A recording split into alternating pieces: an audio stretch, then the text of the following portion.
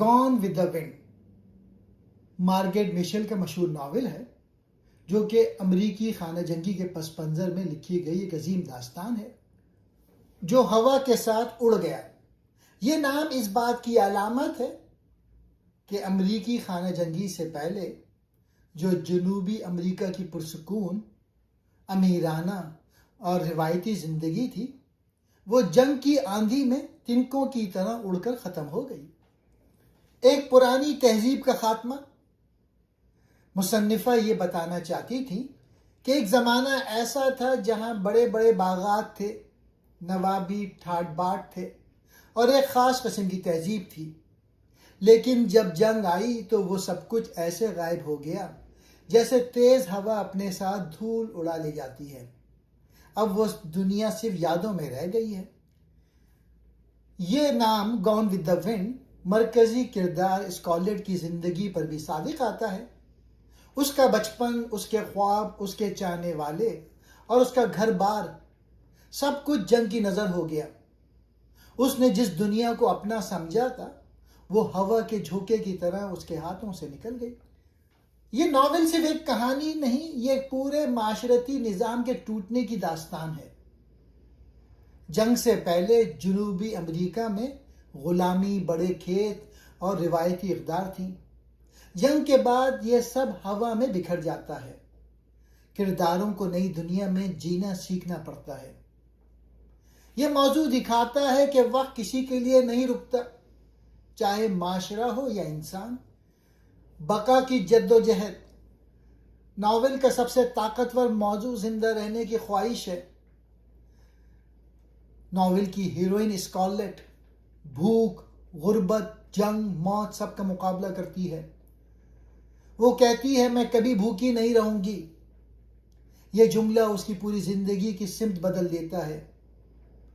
یہ موضوع بتاتا ہے کہ مشکل وقت انسان کی اصل طاقت دکھاتا ہے۔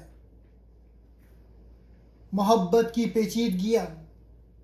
یہ ناول محبت کی سادہ کہانی نہیں، یہ غلط محبت، ضد، انا اور وقت کی غلطی کی کہانی ہے۔ اسکارلیٹ جو کہ ہیروئن ہے، اس کی محبت ایشلی کے لیے زیادہ تر خواب اور ضد ہے۔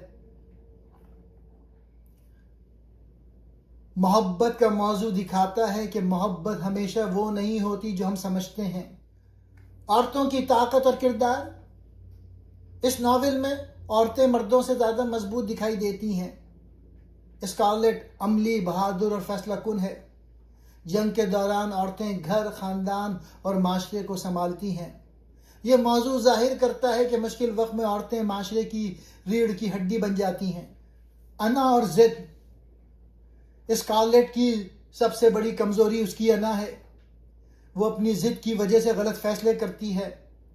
ناول کا ہیرو بھی اپنی انا کی وجہ سے اسکارلیٹ سے دور ہو جاتا ہے۔ یہ موضوع بتاتا ہے کہ انا رشتوں کو توڑ دیتی ہے۔ جنگ کی تباہی۔ جنگ صرف میدان میں نہیں ہوتی، یہ گھروں، دلوں اور معاشروں کو بھی توڑ دیتی ہے۔ لوگ بے گھر ہوتے ہیں، خاندان بکھر جاتے ہیں۔ ناول دکھاتا ہے کہ جنگ کا اصل نقصان انسانوں کے اندر ہوتا ہے۔ اس ناول کے کچھ اہم موضوعات ہیں۔ جنگ اور تباہی۔ یہ ناول امریکہ کی خانہ جنگی کے اثرات دکھاتا ہے۔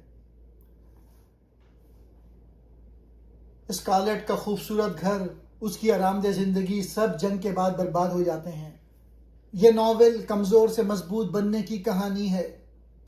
انسان مشکل وقت میں اپنی اصل طاقت پہچانتا ہے۔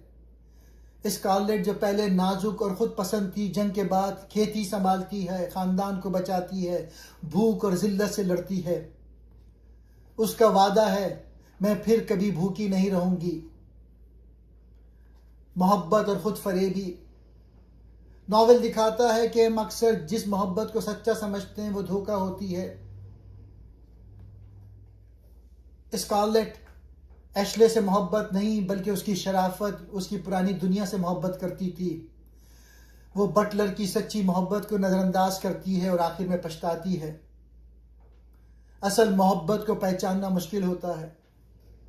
اسکارلیٹ کا سب سے بڑا مسئلہ اس کی انا ہے۔ غرور انسان کو اندھا کر دیتا ہے۔ وہ سمجھتی ہے کہ ہر مرد اسے چاہے گا۔ اسی غرور کی وجہ سے وہ بٹلر کی قدر نہیں کرتی. انا محبت کو مار دیتی ہے. پرانا دور بمقابلہ نیا دور. یہ ناول ایک ختم ہوتی تہذیب کا نوحہ ہے. جنگ کے بعد پرانے اصول ٹوٹ جاتے ہیں، نئی اقدار آ جاتی ہیں.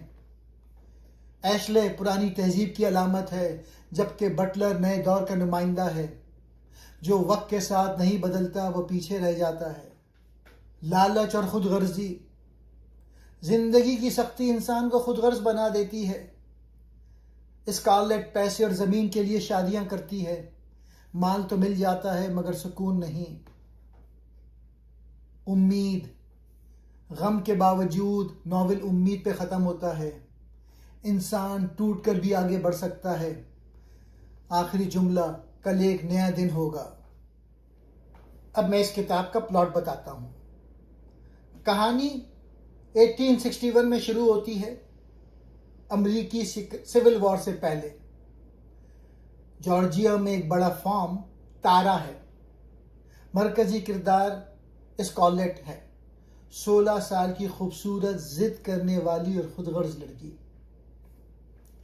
اس کے باپ آئرش نژاد امیر کسان ہیں، ماں نیک دل عورت.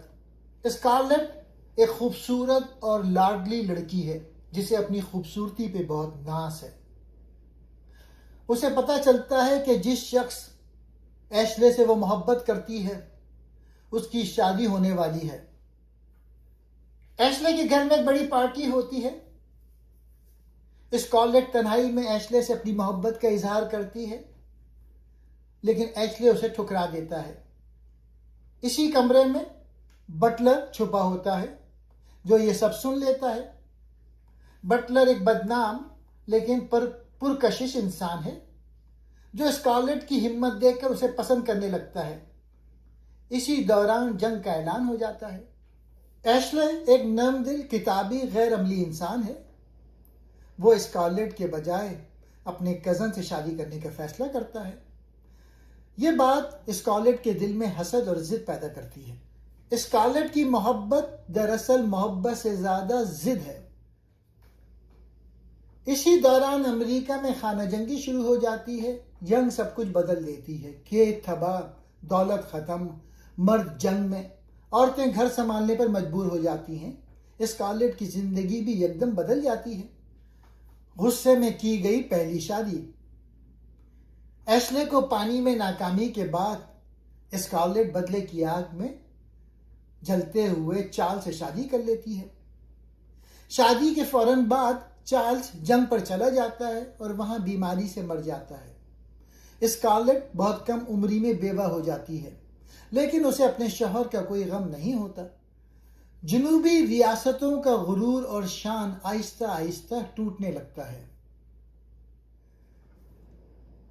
اسکارلیٹ کی ماں اسے اٹلانٹا بھیج دیتی ہے. وہاں وہ بیوگی کے سخت سماجی قوانین سے اکتا جاتی ہے. ایک خیراتی تقریب میں بٹلر اسے دوبارہ ملتا ہے اور اسے ڈانس کی دعوت دیتا ہے. بیوہ ہونے کے باوجود اسکارلیٹ اس کے ساتھ ڈانس کرتی ہے، جس پر سارا معاشرہ اسے برا بھلا کہتا ہے. خانہ جنگی شدت اختیار کر لیتی ہے. اٹلانٹا شہر پر حملہ شروع ہو جاتا ہے. ہر طرف زخمی سپاہی اور لاشیں ہوتے ہیں. اسکارلیٹ جو کبھی صرف اپنی خوبصورتی کے بارے میں سوچتی تھی، اب خوف اور بقا کی جنگ میں گھر جاتی ہے. جب شہر میں آگ لگتی ہے تو بٹلر ایک گھوڑا گاڑی لے کے آتا ہے اور ایشلے کی بیوی اور اس کے چھوٹے بچے اور اسکارلیٹ کو لے کے شہر سے نکلتا ہے. آدھے راستے میں بٹلر انہیں چھوڑ کر جنگ میں لڑنے چلا جاتا ہے. جنگ اپنے عروج پہ پہنچتی ہے. اٹلانٹا شہر جلایا جاتا ہے. یہ منظر ناول کا سب سے خوفناک اور یادگار حصہ ہے. تارا جو کہ ایک شہر تھا جہاں اسکارلیٹ رہتی تھی، وہ اس کی بربادی اور بقا کی جدوجہد. تارا پہنچ کر اسکارلیٹ کو پتہ چلتا ہے کہ ماں مر چکی ہے، باپ ذہنی طور پہ ٹوٹ چکا ہے، زمین تباہ ہے، خاندان بھوک کے دہانے پہ ہے. یہاں اسکارلیٹ ایک فیصلہ کن وعدہ کرتی ہے میں پھر کبھی بھوکی نہیں رہوں گی۔ یہ جملہ اس کی پوری شخصیت بدل دیتا ہے۔ اسکارلیٹ ہر مشکل کا مقابلہ کرتی ہے، کھیت دوبارہ آباد کرتی ہے، سخت محنت کرتی ہے، لوگوں سے لڑتی ہے، اپنی انا چھوڑ کر عملی فیصلہ کرتی ہے۔ یہاں اس کی شخصیت مضبوط ہوتی ہے۔ بقا کی جد و جہد اور دوسری شادی۔ وہ اپنے خاندان کو پالنے کے لیے کھیتوں میں کام کرتی ہے۔ اسے ٹیکس ادا کرنے کے لیے $300 کی ضرورت ہوتی ہے۔ جب اسے کوئی راستہ نہیں ملتا تو وہ اپنی بہن کے منگیتر کو دھوکے سے راضی کر کے اس سے شادی کر لیتی ہے کیونکہ اس کے پاس پیسے ہوتے ہیں۔ کاروباری خاتون اور سماجی تنقید۔ اسکارلیٹ اپنے دوسرے شوہر کے کاروبار کو سنبھالتی ہے۔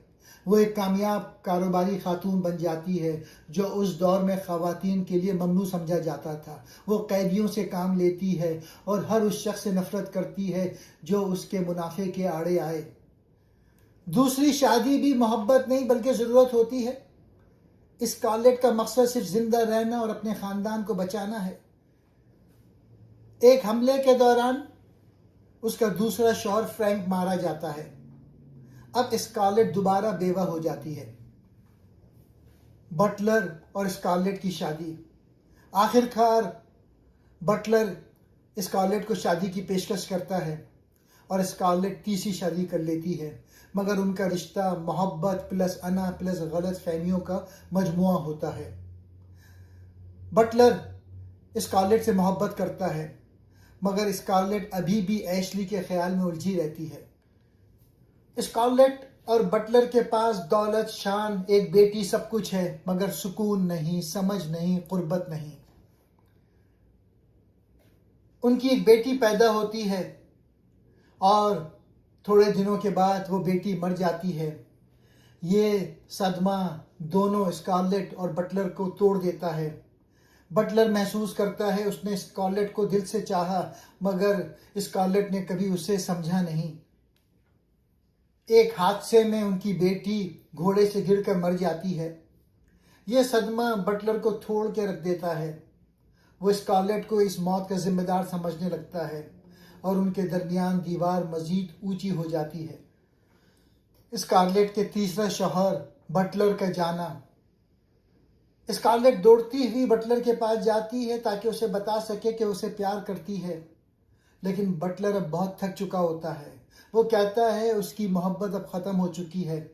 جب اسکارلیٹ پوچھتی ہے کہ وہ اس کے بغیر کیا کرے گی تو بٹلر اپنا آخری مشہور جملہ کہہ کے گھر سے نکل جاتا ہے۔ بٹلر کہتا ہے مجھے اب کوئی پرواہ نہیں رہی اور وہ اسکارلیٹ کو چھوڑ کے چلا جاتا ہے۔ اسکارلیٹ کی تنہائی۔ بٹلر کے جانے کے بعد اسکارلیٹ پہلی بار سچائی کا سامنا کرتی ہے۔ وہ سمجھتی ہے کہ اس نے اپنی ضد میں سب کچھ کھو دیا مگر وہ ہار نہیں مانتی۔ وہ کہتی ہے کل ایک نیا دن ہوگا، میں کوئی راستہ ڈھونڈ لوں گی۔ یہ ناول ایک کھلے انجام پر ختم ہوتا ہے۔ قاری سوچتا رہ جاتا ہے کیا اسکارلیٹ بٹلر کو واپس لا سکے گی؟ کیا اسکارلیٹ اپنی غلطیوں سے سیکھے گی؟ کیا اس کی زندگی بدل جائے گی؟ مصنفہ نے جان بوجھ کر انجام کو نامکمل چھوڑا ہے تاکہ قاری خود فیصلہ کرے۔ ناول اداسی پہ ختم ہوتا ہے مگر مکمل مایوسی پر نہیں۔ اسکارلیٹ کہتی ہے کل ایک نیا دن ہوگا۔ یہ جملہ امید، دوبارہ اٹھ کھڑے ہونے، زندگی کی ضد کی علامت ہے۔ اس ناول کا مجموعی پیغام جنگ انسان کو بدل دیتی ہے، بقا انسان کو سخت بنا دیتی ہے، محبت کو سمجھنے میں دیر ہو جائے تو نقصان ہوتا ہے مگر امید انسان کو زندہ رکھتی ہے۔ گون ود دا ونڈ ایک عورت، ایک تہذیب اور ایک دور کے زوال اور بقا کی عظیم داستان ہے۔ اسلامی اور مغربی اقدار کا تقابلی جائزہ اس ناول کے تناظر میں۔ زندگی کا مقصد۔ اسلامی اقدار میں زندگی عبادت اور ذمہ داری ہے۔ کامیابی اخلاق اور آخرت سے جڑی ہے۔ اس ناول میں کامیابی دولت اور طاقت میں ہے، دنیاوی فائدہ اصل مقصد بن جاتا ہے۔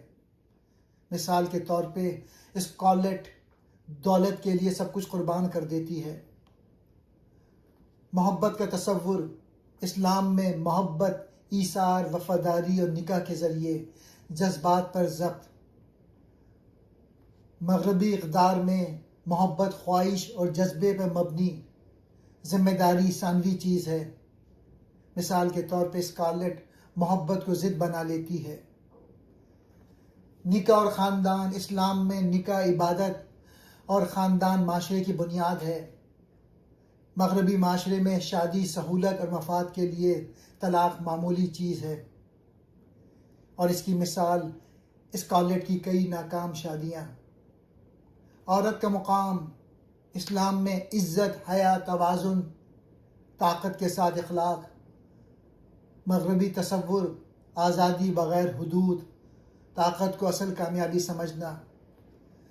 مثال کے طور پہ اسکارلیٹ مضبوط تو ہے مگر اخلاقی توازن کھو بیٹھتی ہے۔ دولت اور رزق، اسلام میں حلال رزق اور قناعت۔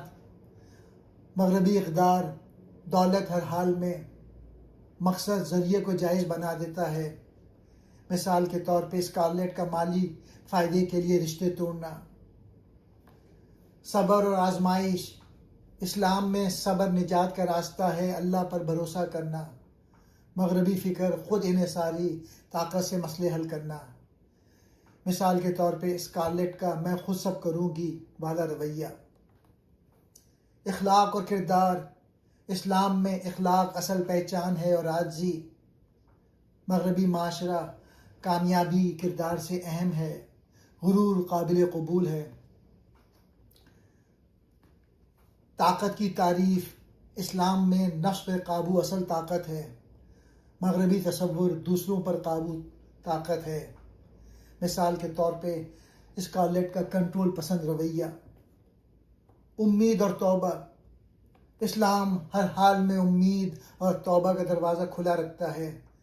ناول میں امید موجود ہے مگر اللہ سے جڑی نہیں۔ مثال کے طور پہ کل ایک نیا دن ہوگا۔